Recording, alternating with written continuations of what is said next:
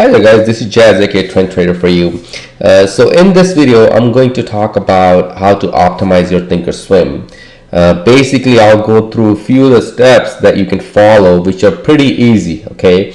And before I do start that, just make sure that you want to talk to the Thinkorswim rep or the customer service, because this is just my take on it. So do not just basically start doing everything that I'm doing. Rather, double check with them so that if something were to go wrong with your Thinkorswim, you're not to blame me, okay? And just for the clarification purposes, because we're going to do a few changes, obviously that are not listed out there, but this hopefully will optimize your Thinkorswim. And this is especially for advanced traders. First of all, if you're not even using Thinkorswim, you don't have to even listen to this video. But if you are using Thinkorswim and you are putting up 7 to 8 or even more multiple charts on the screen, if you have 5 to 6 screens or even 2 to 3 screens, or what all matters if you're putting different charts. Okay, if you have each chart with a different symbol, you have like 10 charts like that, you need to optimize your Thinkorswim.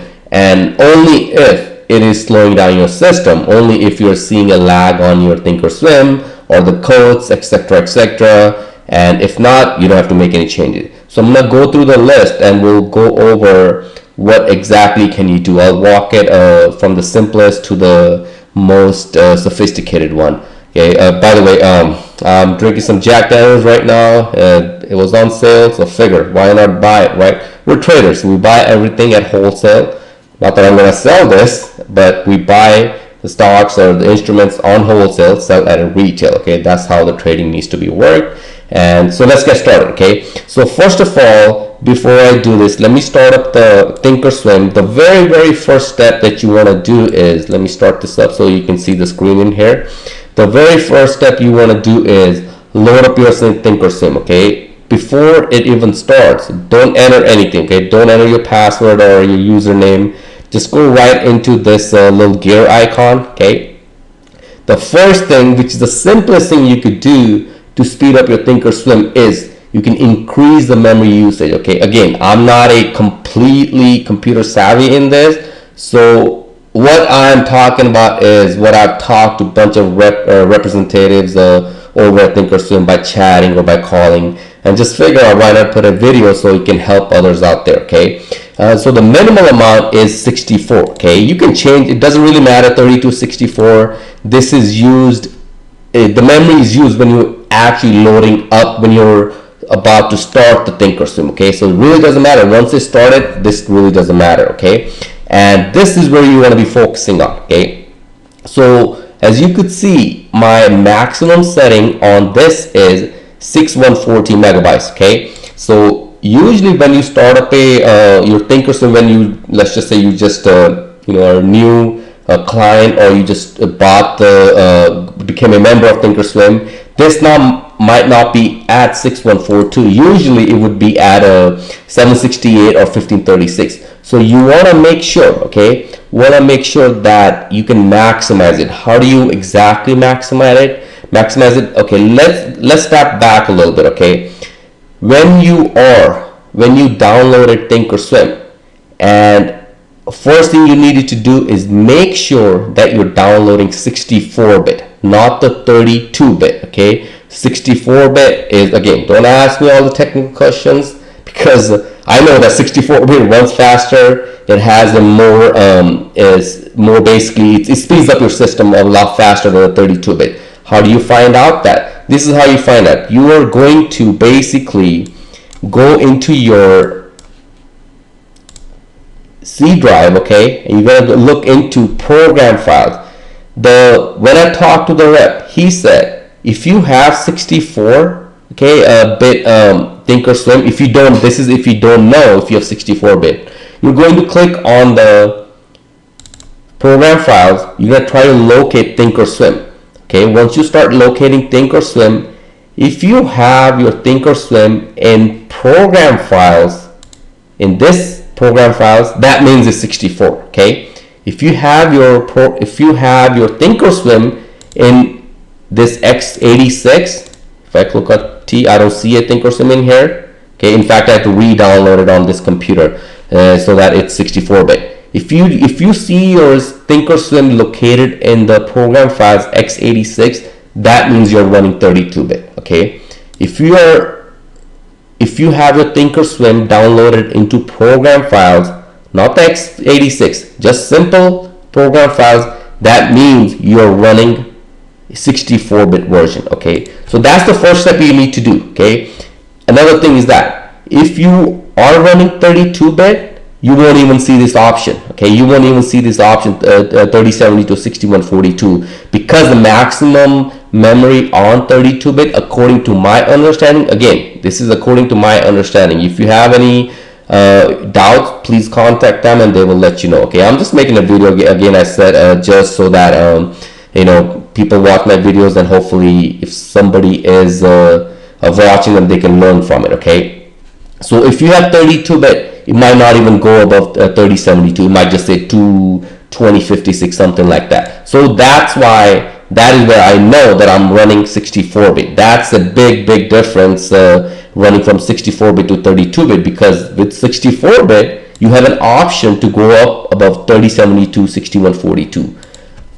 Other thing that I wanted to stress on is, since you're allocating all this memory to the Thinkorswim, right? Since I'm only running, might be running a couple of, I used to run a chat room, don't do that anymore. So all I'm running is browsers, okay, a bunch of browsers, Chrome or Facebook or whatever it is, right? So if you're running multiple other programs, make sure you don't allocate all the memory to the Thinkorswim. You're allocating maybe, I don't know, 40% of it, at least enough so that it's not slowing down your system. Okay, and the way I asked, the way the rep explained it to me, he said, check on your computer. Okay, let me check that real quick. Okay, so how you check on that is, what you're going to do, you're going to right click on the My Computer icon. Okay, once you right click on the computer icon, you're selecting properties. Once you select the properties, it's going to tell you exactly how much memory is installed on here. So as you can see, it's a 64-bit operating system, and it has 8 gig. I plan on expanding to 16-bit, but 8 gig is pretty good. It's doing good enough of its job. Okay, so 8 gig. So their rule of thumb is, let me cross that out, if your operating system is 8 gig, you want to be doing at least, you want to allocate half of it to the Thinkorswim, which kind of gives about 4 gig. So I'm giving a little bit more because, again, trading is you don't want to have any kind of slippage. If you see if you're looking at a bunch of different instruments, you want to be up to date, right? You don't want to have any lag on it. So I just increase it to 6142.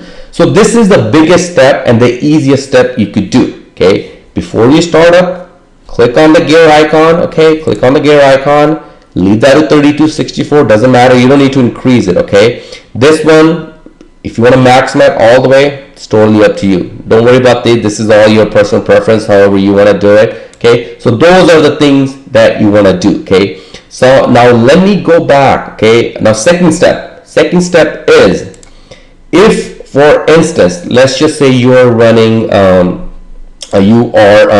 excuse me, you haven't, you basically downloaded Thinkorswim a while back and you don't know about this setup. What you can do is, you can go into your program files where your Thinkorswim is, right? And you're going to look for Thinkorswim. Okay, that's your Thinkorswim. Open that folder up. There is a folder called user GUI. Okay, you can easily delete that. Okay, what that is, it's not a big file. It's only 64, but since I just downloaded it, it's 64. My older computer was 124, 128 megabits or something. It's all cache. Okay, it's basically how to explain that in non-technical terms is, for instance, when you open up a browser, let's just say Yahoo, right? When you open up a Yahoo or a browser you never opened, right? It's going to take a couple seconds, because there are images, there are icons, there are etc.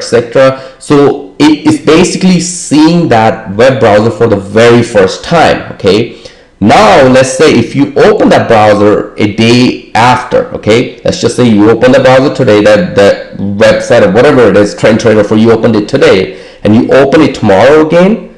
Tomorrow, what's going to happen? TrendTraderForYou.com is going to open instantly. The reason why is that because all those files, all those images are already stored on your somewhere in the computer. Okay, don't ask me where, but they're already stored on it. So all it has when you're they're all stored on your desktop or somewhere in your in heart of your computer somewhere, right? So once you open a second time, it's not going to take as much time. So that's exactly what your GUI is. Sometimes in here you have trash. You have opened some symbols or some kind of workspace that you don't need, right? So what you do, you can delete it. Okay, you can delete this. Again, it's not going to cause anything. In another program, let me see, where is it open?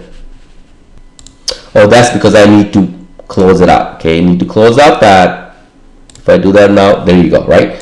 And again, there's another one that we just found out. You have to do that before you are even logged into the Thinkorswim, meaning it's not going to work, right? Because it's only going to work if you're completely exited out of the Thinkorswim, not even have that the first dialog in there. That's it, it's gone. So you can delete that. That's your next step. That's not going to make a huge difference, okay? But I'm just showing you options how you can optimize your Thinkorswim. Okay, before you do all that, contact them so that you know that what I said it's accurate. If not accurate, don't mess up your Thinkorswim because I just said it. Okay, again, I don't take any kind of blame for that. What else you could do? There's a couple else you could do. Okay, for that, I'll have to actually log in. And I'll show you. This is very simple. So let me log in, and it's going to take a few seconds, and then I'll explain you guys what you can do within the system itself when you're logged into the platform. Okay, so I have loaded it all up. In fact, it took a little bit of the time. I don't know why, but anyway, so now that we're in the workspace, in the actual Thinkorswim platform, so what's the next thing you could do is you can go into help. Okay, go into the help, and once you go into help, you'll go into the system, select the system, and then you'll see this one. Okay, again, don't ask me what. Okay, all this has been passed on to me by the reps or by the customer service when I chatted with them online, right? So what you could do, as you could see, I'm not running whole lot, right? It's after hours and not much of data is coming in. So on here, what you could do is you can collect garbage. Okay, when you click on the collect garbage, you see that free memory. You didn't see that before. It was 290 something. All the way, it instantly went up to 894. Again, the system is, according to the stuff that I've watched through Thinkorswim, the system is designed to do that already, okay, without you even collecting the garbage. Okay, if you are doing it more than if you're doing it frequently for it to free up your memory, there's some things going on. You might want to contact them, find out exactly why it's not freeing up the memory for you. Okay, again, if you're running a lot of instruments, you're running a lot of charts, you might have to do that. But still, again, the system itself is designed to collect the garbage, but if you once in a while you want to do that, that's totally up to you. So that's another, you could say, the third thing that you could do to optimize your Thinkorswim platform. Okay, so those are the main basic setups. Okay, there's another thing that you could do to prevent the slippage, to prevent the charts to have any kind of delay. For that, you have to go into the setup. If you go into the setup, go into the application settings. Okay, I think it's in the system. See how it says code speed moderate max delay 3 seconds. That might be as a default when you log in. So that is very important that you want to check. Okay, you want to check and make sure it's selected real time, no delay. The reason why, okay, let's just say you're in a trade, you're about to get in a trade, and you have a stop market order. Let's just say price is at $27.90. You have a stop market order at $27.94, and you don't get filled. Okay, the the price is at $27.96. You're like, why didn't I get filled? Okay, because you had a moderate max delay of 3 seconds. So make sure this is selected at real time, no delay. So you prevent the slippage, you prevent the charts to be loaded. When they're loading up, they load up right away. Okay, they don't take enough time, because again, this is more geared, this presentation is geared more toward advanced traders. So you don't want to be hanging out. You don't want to be hanging out for the price to, trigger, and by the time it price triggers, the price is already left, right? So you want to be dealing in the real time. So make sure your quote speed is selected in real time. You can change in the login here. I like to as my trend trader for you. That's what I like. So make sure you have that, okay? And everything else on here is collect. Let me see, 2000. Yeah, that's everything. Yeah, you can keep it as so. Apply the settings. So that's it. Okay, just make sure you check that in there so that it's real time. So that is saved. Okay, that is saved for the time of you have this the platform on this desktop. Okay, if you download this whole platform, a new laptop, make sure you do all that the same. Just like you're uploading all the workspaces, the watch list, you're doing the same thing with those. So that's the fourth thing, right? So this fourth checklist that we just checked. This is not much as to speed up the system, but at least it will speed up your trading quality, right?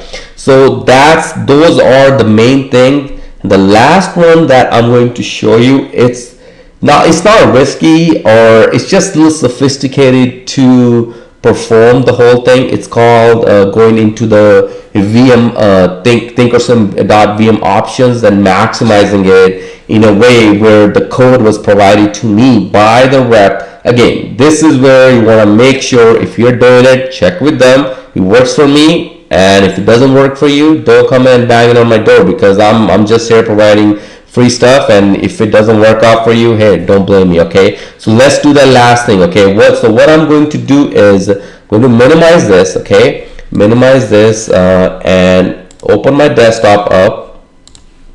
So in here, I'm going to go into, in fact, this is what I'm doing. Okay, so we increase the memory, right? The first step, delete the user GUI, collect the garbage, and make sure how do you find out you're running a 64-bit if it's in the program file. So 64-bit needs to be in the program files, and select the real time with no delay, and I showed you exactly what to do that. So the last one is the most sophisticated one, and this is where most of the optimization is going to come at. Okay, and I've heard somebody saying it's almost like your Thinkorswim is running on steroids or something. So let's just see how this one is going to pan out. Just make sure that whatever you do this is probably, we're adding the code into your program file. So just make sure if you do it, you know the consequences to it. Okay, but again, I did it and it worked out fine. So the way you're going to do is, this is the code we're going to add in one of the program files. So you're going to do the same thing as we did before. You're going to go into the C drive, okay, find the program files, or if it's a 32-bit, you're going to go into the x86 version of it. So since it's a 64-bit, I'm going to open the program files, okay, and going to find the Thinkorswim folder. Okay, once I found that, then I'm going to find the Thinkorswim.VM options. Okay, the most important part of this is, which I've tried troubleshooting, is because it initially wasn't working, and the reason why it wasn't working because I had to delete this file. So make sure this file is deleted out of it. So just press delete. Okay, again, it'll ask you if it's administrative permission to it. Make sure you're logged in as an administrator or you have access to it. So now that is deleted. Okay, and the next step is to not copy and paste. Okay, and this is where I've gotten to a point where it wasn't working.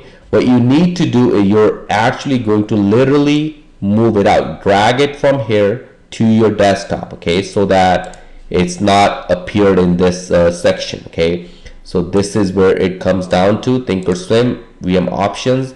Right click it, edit. Okay, since I've already done this, when you would open yours, it's not going to look like this. Okay, it's going to look like it might have probably 4 to 5 lines on it, okay, instead of all these extra ones. Again, don't ask me what, but this is what the code was given to me, and this will supposedly optimize your Thinkorswim. So you're going to copy this code. The reason why I'm redoing it over, you'll see the reasoning. Okay, see how it says 646142. I'll change that when I relog back in to the Thinkorswim. So we're going to copy this code and paste it on top of it. Okay, and it's almost the same code. Okay, and you're going to save it, exit out of it, and if you click on it, that's the new code in there, right?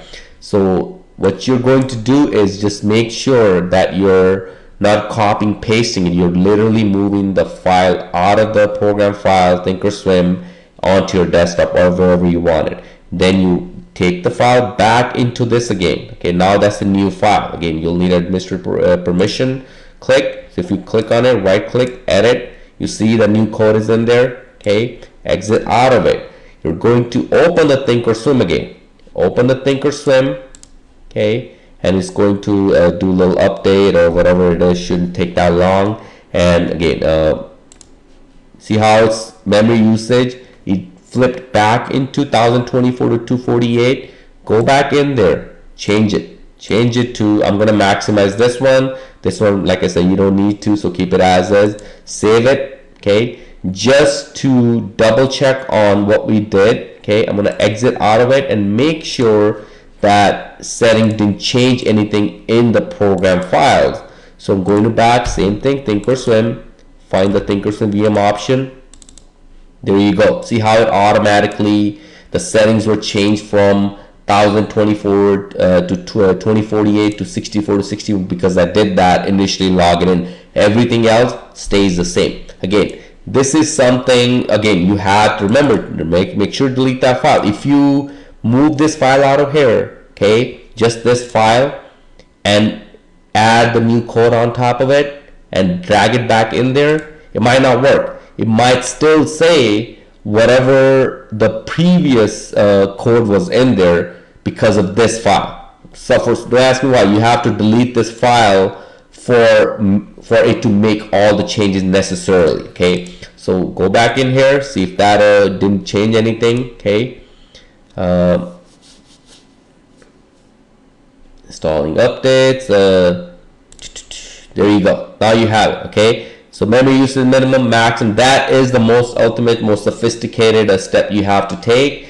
And if you do email me, I'll send you the text file or the word file or whatever. But if you just wanna not interested in it, you can just learn from it or not. But here it is, and hopefully this is helping all the Thinkorswim users out there who are advanced at advanced level. And again, I do a lot of free stuff, and of course everybody who's out there, they have a reasoning to provide the free stuff. Obviously we're here to sell, right? There's no doubt about that. But my whole thing is that if I am providing the free stuff, I'm earning it. I'm earning your business. Okay, a lot of people out there just straight throwing out there, hey, there's a service, sign up for it and enjoy it. Okay, my thing is I want to provide enough free stuff so you feel confident enough, you feel that okay, this guy has something to give, and if you like it, good. Throw me an email and see what I have a swing trading course that I offer and many other services. But so this is what I do, provide free stuff to earn your business. If you don't want to earn or don't want to sign up anything, that's totally fine. I'll just keep on doing what I do, and it's a tough road, and I'll just keep on doing it as long as I have the ability to. Okay, so that's it. That makes up for this video, and I'll talk to you guys later. Take care and spread the word, and if you like it, press like. If not, that's totally fine.